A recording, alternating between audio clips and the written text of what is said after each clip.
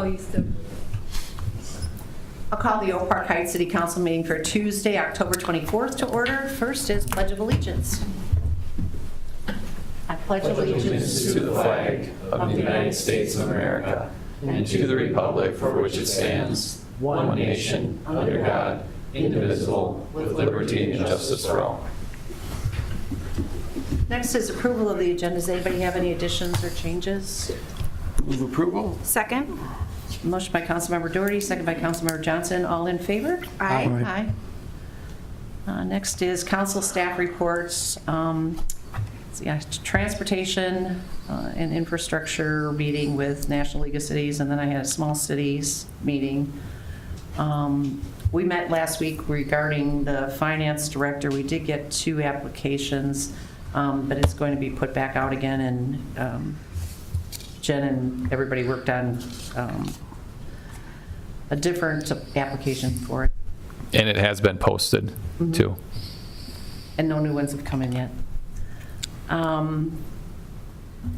Thursday, I have the Minnesota Association of Small Cities Board of Directors retreat in Lanesboro. And then on Friday, I have the Minnesota Mayors Association conference in Wyoming. And then on the 27th, late in the afternoon, I have the Women in Government Board meeting. And then on the 7th, we have a Lake Elmo Airport leadership meeting. That's all I have. Councilmember Doherty. Yeah, last Monday had the Park and Trail Commission meeting. We started with a ribbon cutting over at Swagger Park and had the meeting at the park, which was a beautiful day, so it worked out perfect. That's about all I have to report. Thank you. Councilmember Johnson. I attended the watershed meeting this month, and I also helped with the police interviews last week. Thank you. Councilmember Rowe. I was also at the finance meeting, and I attended the CVB this month. That's it. Thank you. City Administrator Wright. Mayor, Council, good evening. Just continuing to get out and show my face and meet folks. So we got a lot of meetings that have been set up here, and looking forward to going to be meeting with the area city administrators too, individually, just to introduce myself and see how we can partner together in the future. So looking forward to those. Thank you. Chief Hansen.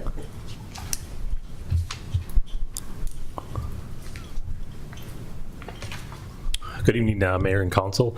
So just a couple quick items here just to remind everybody, we did the interviews last week for our vacant police position for our pending retirement. With that, we have 4 solid candidates that we're bringing into background, so that's good news. And then we have some community outreach items that we're participating in tonight. Right now we have officers out at Kowalski's for the Boo Bash. And then we have a trunk and treat at the Watermark Church on Sunday at 2:30. And then we have extra Halloween patrols that will be on. We'll have approximately 3 squads on for Halloween night, which it looks like it's going to be a little chilly. It looks like only upper 30s for the high, so it could be a little quiet, hopefully. And then we also, of course, we have glow sticks and candy to pass out at the PD on Halloween if anybody wants to show up, costume or not. So, And then do you want to mention your pink badges? Yep, we just have about another week left.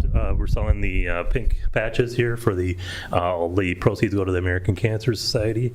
And so that's wraps up here at the end of the month for October. And then we also additionally forgot, we also have our coloring contest that wraps up at the end of the month as well. So with that, thanks. Thank you. Assistant City Administrator Pinsky.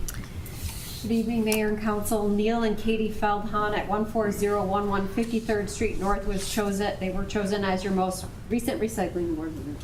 Thank you. Are there any other staff reports? Next is the visitor public comment section. This is an opportunity for the public to address the council with questions or concerns on issues that are not part of the agenda. Is there anyone? We'll move on to the consent agenda. Approved bills and investments, check 69895 to check 69947 for a total of $243,681.15. Approved special city council minutes from October 10th, 2023. And approved taxi licenses for West Central Wisconsin Taxi LLC.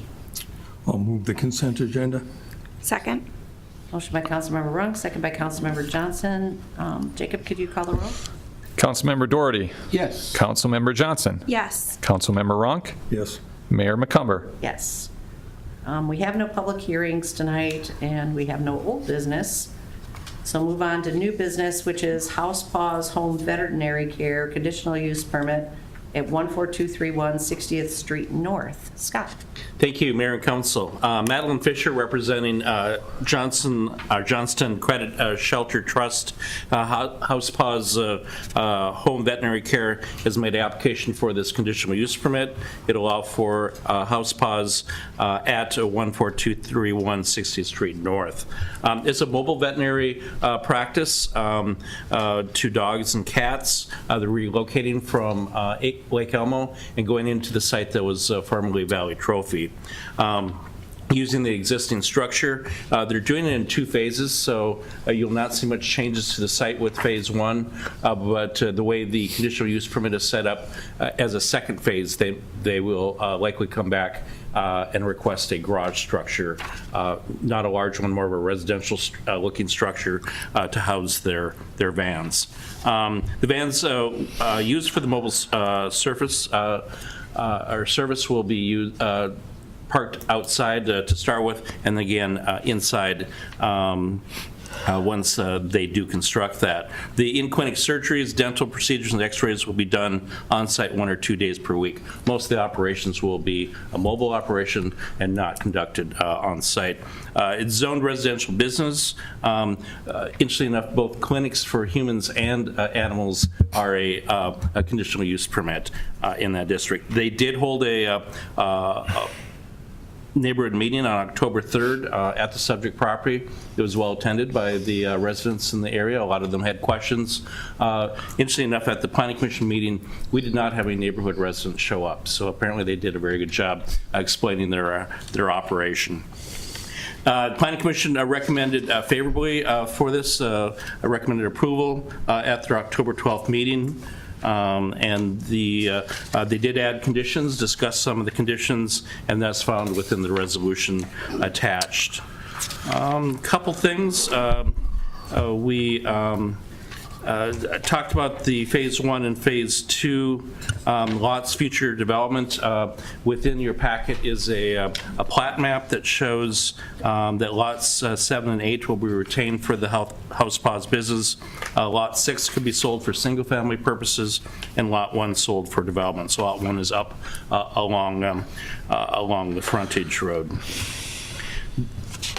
The parking, they're a little bit over in parking stalls as per our ordinance. That's built into the conditional use permit. The traffic, they did provide traffic analysis. Lee Mann and I had discussed that and feel that the traffic impact probably wouldn't be any greater than if single-family homes were developed at that site. No changes with the lighting, at least at this time. Signage will use existing monument sign. And then one of the things the Planning Commission discussed was the overnight boarding of animals. They don't have any intent of doing that. Maybe on a very rare occasion, although I don't think it's ever happened in their operations. If a dog has to be overnight, they have to have a staff person there. So it's very, very unlikely that that would be a case. But we do have a condition that addresses that. So with that, you see the conditions within my report and within the resolution, and stand for any questions. We do have the applicants are here tonight, and we have Tim and Jim from the Planning Commission also, if you have questions of them. Does anyone have any questions for Scott, the applicant, or planning commissioners? I did watch the Planning Commission meeting when we're talking about this. You're okay with the conditions and everything? If the conditions have changed since we last talked with Planner Richards, I'm not aware of it, but we are totally fine with all the conditions that were put forward last. They're all the same that they saw at the Planning Commission meeting. Okay. I'd make a motion of approval. Second? Motion by Councilmember Doherty, second by Councilmember Johnson. Can you call the roll?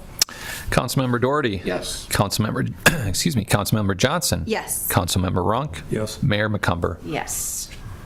Well, good luck. Yeah. Thank you. Welcome. Next, we have the police officer hire. Chief.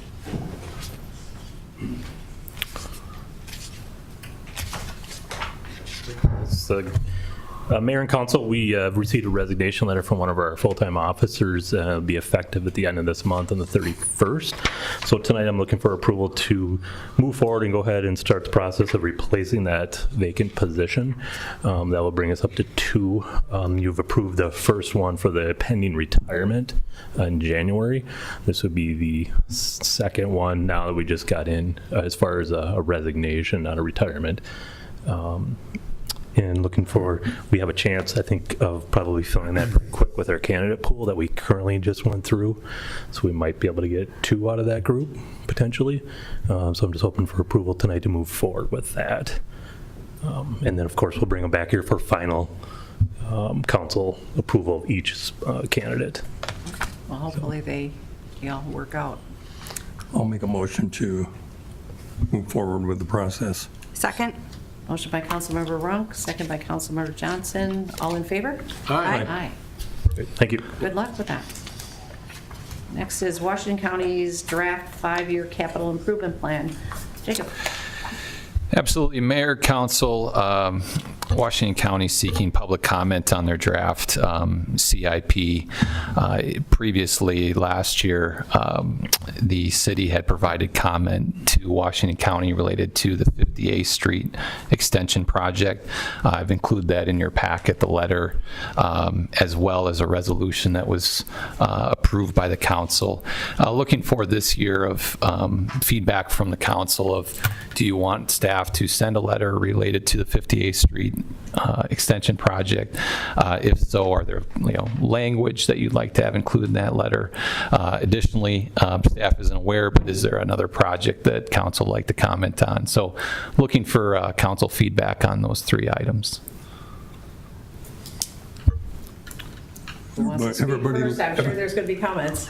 I'm going to say, I think we should move forward with the comment, basically starting with what we had last year and maybe adding an additional comment concerning the fact that the action they took in taking over 58th Street and the comments they made at that time saying that it's our fault because we wouldn't engage with them. And I believe that that's contrary to the record, that we were willing to engage, they just didn't want to engage us unless we agreed to what they wanted to start with. Yeah, that sounds good.